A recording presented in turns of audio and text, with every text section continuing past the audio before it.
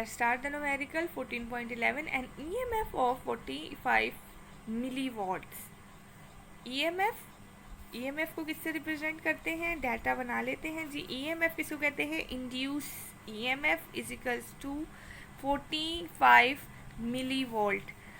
45 millivolt, और millivolt के लिए आपको पता है हम क्या यूनिट यूज़ करते हैं, 45 मल्टीप्लाई बाय 10⁻³ वोल्ट, क्योंकि इंड्यूस EMF की यूनिट क्या है, सिर्फ वोल्ट है, नॉट मिली वोल्ट. ठीक है. An EMF of 45 milliwatts is induce in a coil, के एक कॉइल में जो EMF इंड्यूस हो रही है वो कितनी हो रही है, 45 10⁻³ वोल्ट और 500 टर्न्स. 500 टर्न्स क्या है, number of turns this coil, N is equals to 500 turns.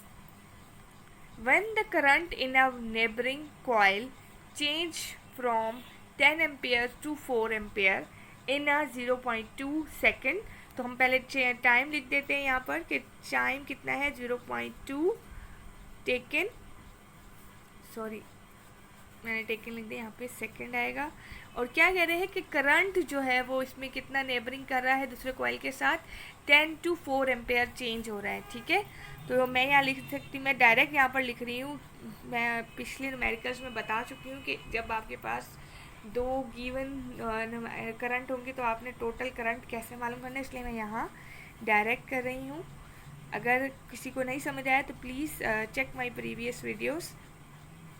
तो change in current is equals to 10 minus 4 is equals to 6 ampere in a second. Number 1 A आपको बताया है what is the mutual inductions, M मालूम करना है what is the rate of change of flux, यानी rate of change of flux का मतलब ये कि time with respect to the time आपने रेट ऑफ फ्लक्स मालूम करना है, यानी चेंज इन फ्लक्स मालूम करना है किसके साथ, रेट ऑफ, यानी with respect to the time. तो ये टोटल यूँ हो जाएगा कि change in flux with rate of time is equals to, ये आपको मालूम करना है. ठीक है. चलें स्टार्ट करते हैं सोल्यूशन. सबसे पहले क्या मालूम करना है, म्यूचुअल इंडक्शंस का फार्मूला लिखते हैं. वी नो डैट, जाहिर है सबसे पहले अगर हम म्यूचुअल जो चीज़ हमें मालूम करनी होती है हम उसी का सबसे पहले फार्मूला लिखते हैं. जैसे ही हम फार्मूला लिख लेते हैं तो हमें आइडिया होने लगता है कि इसमें कौन कौन सी चीज़ें हमें डाटा में गिवन है. तो हम सबसे पहले लिखेंगे we know that the M is equals to, what is the M, यानी म्यूचुअल इंडक्शन का फार्मूला क्या है आपके पास, म्यूचुअल इंडक्शन का फार्मूला आपके पास है induce EMF is equals to del I upon del T. ठीक है. तो मैं यहाँ क्या करूँगी कि इसको मैं इस तरह से चेंज करूँगी कि मेरे पास टोटल वैल्यूज़, इसमें अब मैं वैल्यूज़ पुट करूँगी.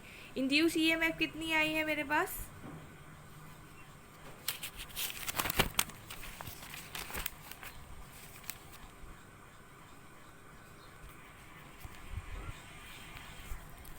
जी क्लास, म्यूचुअल इंडक्शन का फार्मूला जो है वो क्या है हमारे पास, इंड्यूस EMF डिवाइड. अच्छा देखिए, अगर आपको सेकेंडरी या प्राइमरी कॉइल के बारे में नहीं दिया गया तो आप अपने न्यूमेरिकल में सेकेंडरी और प्राइमरी को शो नहीं करेंगे. जैसे इस न्यूमेरिकल में आपको कहीं पर भी सेकेंडरी, सेकंड या प्राइमरी जो है वो कॉइल का नहीं कहा गया. सिंपली पेयर की बात भी नहीं की कि सिंपली आपको कहा गया है कि करंट मालूम करें म्यूचुअल इंडक्शंस का. इसका मतलब है वहाँ पे है कॉइल, लेकिन कोई स्पेसिफिक सेकेंडरी या प्राइमरी का जिक्र नहीं किया गया. तो इसका मतलब है हम यहाँ पर अपने फार्मूले में शो नहीं करेंगे. इसलिए हमने कहा mutual induction is equals to induce EMF, हमारा फार्मूला है del I upon del T. इसको हम रीसेट करेंगे तो इंड्यूस EMF T ऊपर चला जाएगा तो into del T divided by del I. ठीक है. वैल्यूज़ पुट कर दीजिए तो यहाँ से हमें मालूम हो जाएगा इंड्यूस म्यूचुअल इंडक्शन.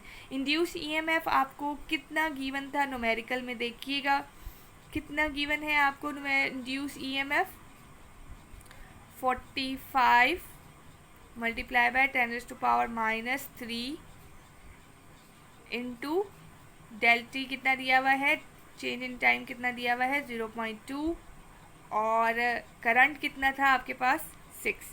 जब आप इसको कैलकुलेटर में सॉल्व करेंगे क्लास, तो आपके पास आंसर आएगा 1.5 10⁻³ ठीक है।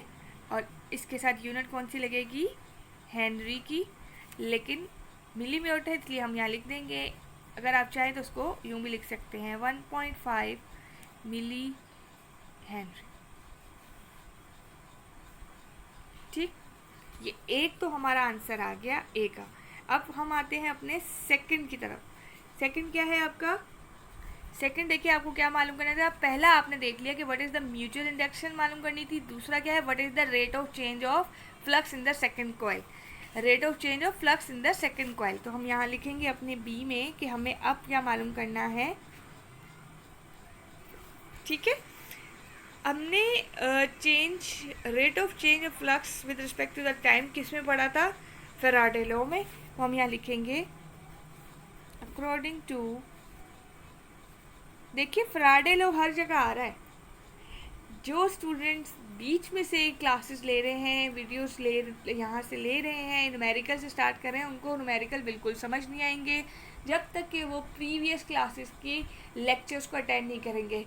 इंड्यूस ईएमएफ एक कंप्लीट मोस्ट इम्पॉर्टेंट टॉपिक है आपके सेक्शन ए के लिए, सेक्शन बी के लिए। सेक्शन बी में जब शॉर्ट क्वेश्चन आंसर्स में सबसे ज़्यादा इंड्यूस ईएमएफ के न्यूमेरिकल्स आते हैं, इसलिए आप लोगों ने ख़ास इस बात का ख्याल रखना है कि आपका ज़्यादा फोकस होना चाहिए इंड्यूस ईएमएफ।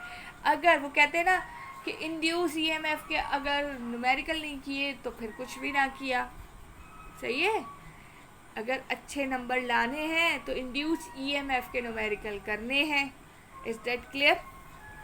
तो according to Faraday law, induce EMF is equals to number of turns change in flux with rate of time. ठीक है, तो मैं यहाँ इसको रीअरेंज कर सकती हूँ कि induce EMF N is equals to del phi upon del T, क्योंकि हमें क्या मालूम करना है, del phi upon del T, इसलिए हमने इसको यहाँ अरेंज किया। इंड्यूस ईएमएफ कितनी है हमारे पास, 45 10⁻³ और नंबर ऑफ टर्न्स कितने हमें दिए थे 500। जब हमने इसको सॉल्व किया, देखिए क्लास में कैलकुलेटर पे आपको सॉल्व नहीं करके दिखा रही, क्योंकि ऑलरेडी आप लोग फर्स्ट या सेकेंड ईयर मैट्रिक से कैलकुलेटर यूज़ करते हुए आ रहे हैं। अगर फिर भी किसी को कोई सोल्यूशन में या न्यूमेरिकल्स में आंसर में प्रॉब्लम हो रही हो, कैलकुलेटर से कैलकुलेटर यूज़ करना ना आ रहा हो, तो प्लीज़ मुझे इनबॉक्स कर दीजिएगा, मैं आप लोगों को सिखा दूँगी, वहाँ पर बता दूँगी, गाइड कर दूँगी। ठीक है, अभी टाइम शॉर्टेज होने की वजह से डायरेक्ट मैं आंसर कर रही हूँ। तो so del phi upon del T is equals to answer. इसको कैलकुलेटर में सिंपली आपने अपने एक साइंटिफिक कैलकुलेटर यूज़ करना है, और उसको जब आप सॉल्व करेंगे, वैल्यूज पुट करेंगे, तो आपके पास आंसर क्या आएगा, 9 × 10⁻⁵ जी। फ्लक्स की क्या होती है, यूनिट। अब आ गई है बात यूनिट की। यूनिट फ्लक्स की क्या यूनिट होती है, वेबर। और टाइम की क्या यूनिट होती है, सेकेंड। ठीक है, तो इसकी पूरी की यूनिट क्या आ गई, ये। तो हम नीचे सेंटेंस लिखेंगे,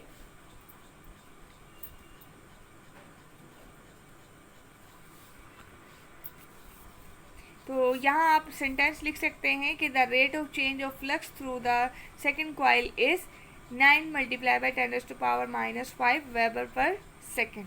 ठीक है, ये दो where we will solve this numerical. 14.12 the current in a coil of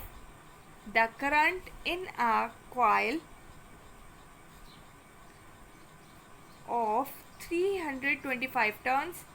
325 turns, जो चीज़ डाटा में समझ आ रही है उसे करते जाएं फ़ौरन।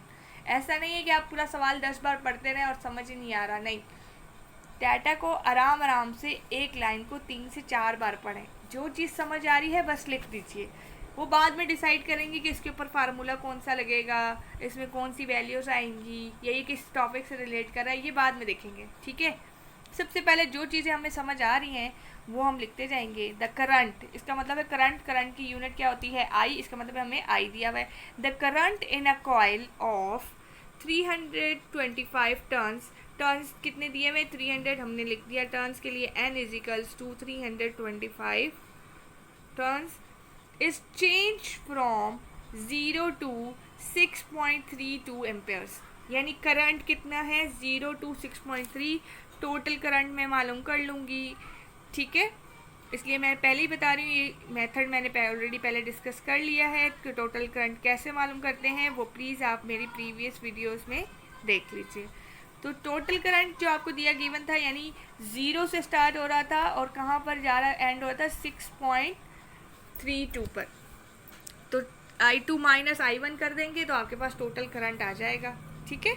उसके बाद देखिएगा क्या कह रहे हैं कि thereby producing a flux of 8.6 10⁻⁴ weber, यानी फ्लक्स जो है वो प्रोड्यूस कर रहा था कितना 8.46 10⁻⁻⁴ weber. What is the self induce of the coil? Self induce यानी सेल्फ इंडक्शंस की बात हो रही है जी क्लास। क्या मालूम करना है कि what is the self inductance of the coil, यानी सेल्फ इंडक्टेंस। और हमें पता है कि सेल्फ इंडक्टेंस के लिए क्या यूज़ करते हैं हम, फार्मूला देखिए क्लास। सेल्फ इंडक्टेंस यानी इंड्यूस, सेल्फ इंडक्टेंस में जो इंड्यूस ईएमएफ होती है प्रोड्यूस, वो किसके बराबर होती है एल, यानी self inductance is equal to del I upon del T. तो सेल्फ इंडक्टेंस किसके बराबर होगी, L is equals to induce EMF upon del I upon del T. Negative साइंस लेंस लॉ को शो कर रही है, इसलिए हम इसे न्यूमेरिकल में नहीं यूज़ करते, ठीक है। तो हमने कहा एल मालूम करना है, ठीक है जी। सोल्यूशन वही मेथड है, सबसे पहले फार्मूला लिखेंगे, जो चीज़ हमें मालूम करनी होती है उसका फार्मूला लिखते हैं। L is equals to induce EMF divided by del I upon del T. इसको रीअरेंज कर लेंगे तो L is equals to induce into del T upon del I, ठीक है जी। अब इसको हम रिलेट कर लेते हैं अपने डाटा से कि क्या ये हमारे डाटा से रिलेट हो रहा है या नहीं। L तो हमें मालूम करना था, इंड्यूस ईएमएफ हमें गिवन नहीं है, डेल टी टाइम भी हमें गिवन नहीं है, सिर्फ करंट गिवन है 6.32। क्या क्या दिया हुआ है, फ्लक्स और नंबर ऑफ टर्न्स। और हमें मालूम है कि जब भी फ्लक्स और नंबर टर्न्स आते हैं तो ये किससे रिलेट करता है, एग्जैक्टली फेराडे लॉ से। हम इसे कहेंगे according to Faraday law induce EMF is equals to number of turns change in flux divided by del T. इसको मैं इक्वेशन 1 का नाम दे देती हूँ, इसको मैं इक्वेशन 2 का नाम दे देती हूँ, ठीक है। इसको मैं रीअरेंज कर लेती हूँ, ज़रा देखिएगा। Induce EMF is equals to L del I upon del T, और इसको मैं नाम दे रही हूँ 3 का, ठीक है। तो मैं लिख लेती हूँ यहाँ पर comparing 2 and 3, सॉरी। तो मैंने जब इस इक्वेशन को इसके साथ इन दोनों को कंपेयर किया तो मैं ई से कैंसिल हो गया, तो मेरे पास क्या आ गया, कंपेयरिंग में हम क्या करते हैं इस तरह से लिखते हैं ना, जो साइड्स इक्वल होती है एक दूसरे की। तो ये आ गया यहाँ पर L del I divided by del T is equals to, और ये आ गया N del flux upon del T. ये कैंसिल हो गया आपके पास, ठीक है। जब कैंसिल हो गया तो फाइनल हमारे पास जो फार्मूला आया वो क्या आया, N del flux upon del I. अच्छा चलिए मैं आपको एक और स्टेप करके दिखा देती हूँ। हमारे पास यहाँ पर क्या बच गया, del I is equals to N into change in flux, ठीक है। तो यहाँ से क्या होगा कि हमें क्या चाहिए एल, क्योंकि सेल्फ इंडक्टेंस को रिप्रेजेंट करते हैं एल से, तो हमें मालूम ही एल करना है, तो हम डेल आई को वहाँ ले जाएंगे। तो हमारे पास जो फाइनल फार्मूला आ जाएगा वो ये आ जाएगा कि L is equals to N change in flux upon time. अब वैल्यूज पुट कर दे सिंपली, नंबर ऑफ टर्न्स आपको कितने गिवन हैं, 325। चेंज इन फ्लक्स कितना है, आपको कितना दिया हुआ है, 8.46 10⁻⁻⁴। और करंट कितना दिया हुआ है, 6.32। तो जब आप इसको सॉल्व करेंगे क्लास, तो आपके पास आंसर कुछ इस तरह से आएगा, 0.0435 हेनरी। ठीक है,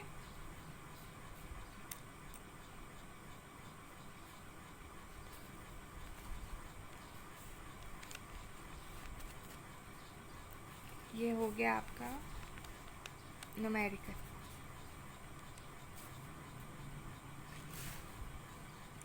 चाहे तो इसको मिली वोल्ट में कर सकते हैं, मतलब इसको भी आप वैसे ही कर सकते हैं, मिली वोल्ट यानी हेनरी में कर सकते हैं। किस तरह से कर सकते हैं कि इसको जो है वो आप 1000 से मल्टीप्लाई कर देंगे, तो 1000 से जब मल्टीप्लाई कर देंगे तो आपके पास आंसर क्या आ जाएगा, L इजिकल्स टू, यानी इस तरह से L इजिकल्स टू 0.0435 10⁻1000। तो ये जब आप इसको मल्टीप्लाई करेंगे तो आपके पास क्या आ जाएगा, 43.5 मिली हेनरी। सॉरी क्लास, मैं एक हाथ से जो है वो लिख रही हूँ क्योंकि दूसरे हाथ में मेरा कैमरा है, तो थोड़ा हैंडलिंग का प्रॉब्लम हो जाता है। तो राइटिंग के लिए माजरत। अगर किसी किस्म का भी कोई इशू हो तो आप मुझसे डिस्कस कर सकते हैं। 14.14 करते हैं। बेसिकली मैंने आप लोगों को न्यूमेरिकल 14.12 न्यूमेरिकल होमवर्क दिया था, सॉल्व हो गया आप लोगों से? प्लीज़ मुझे बताया करें अगर नहीं सॉल्व हुआ, ताकि मैं करा दूँ, आप लोगों को सॉल्व करवा दूँ। ठीक है, चले जी, बड़ा ही आसान सा न्यूमेरिकल है आपका 14.14। बुक्स में देखिएगा अपनी। कह रहे हैं कि जी क्लास, कह रहे हैं कि 100 turns coil in a generator, 100 turns coil generator, यानी जनरेटर में एक कॉइल है जिसके टर्न्स कितने हैं, n is equals to 100 turns. A generator has as area of 500 centimeter cube rotates in a field with B is equal to, यानी magnetic field दी हुई है, B is equal to 0.06 weber per metre square. तो पहले तो हम ये आसान काम कर लेंगे, जो गिवन है वो नज़र आ रहा है उसको पहले लिख देते हैं,